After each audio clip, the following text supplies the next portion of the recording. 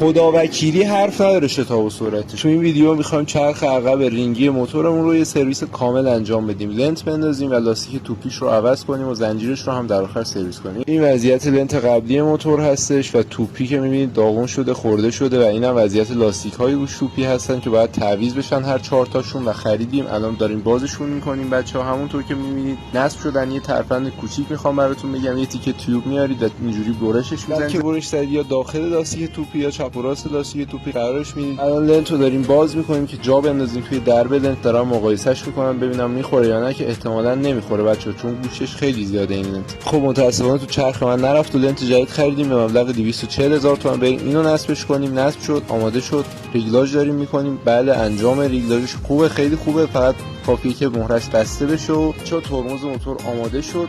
ویدیو کامل داخل یوتیوب آپلود شده، سرچ کنید سرویس کامل چرخ عقب و بله عالی.